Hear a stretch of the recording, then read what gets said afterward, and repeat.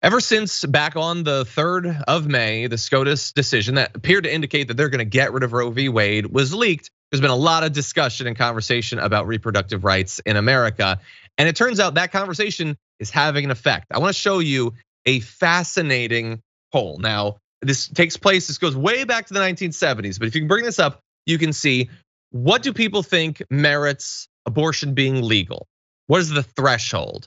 This is from 1972 up to recently. And you can see that over, I guess, maybe it's the past few years, the percent who say because a woman wants it for any reason has really been going up. I mean, if you go back to the 70s and 80s, that was in the 30s to 40s. It's now up to 57% say a woman should be able to obtain a legal abortion if she wants it for literally any reason.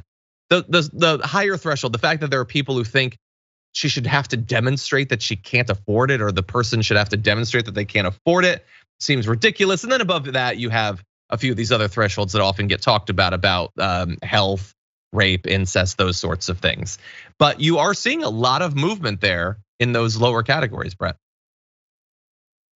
Yes, absolutely. There is movement in the right direction. I feel like this makes it even more frustrating, though, that women's right to choose, people who are giving birth, don't have control over what that process entails, and rather the party that says it's all about freedoms is like, no, please run it by me whether you want to have control over your own body. We have to say it's okay after we, check with our messaging on various issues.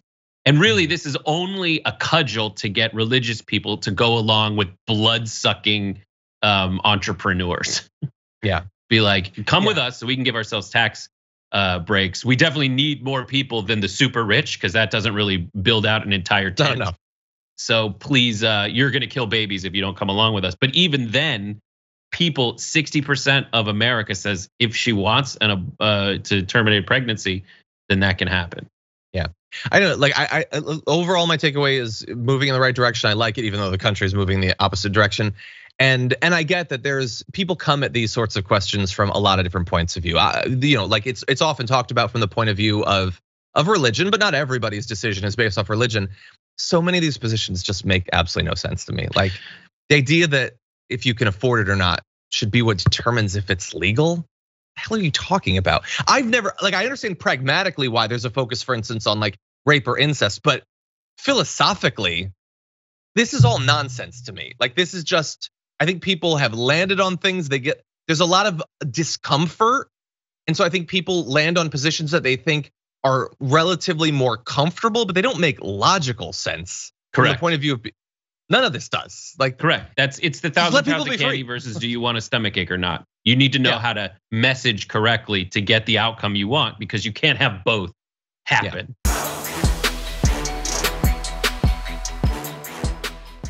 Check out the Damage Report podcast each day, wherever you get your podcasts, whether Pocket Casts or Stitcher or iTunes.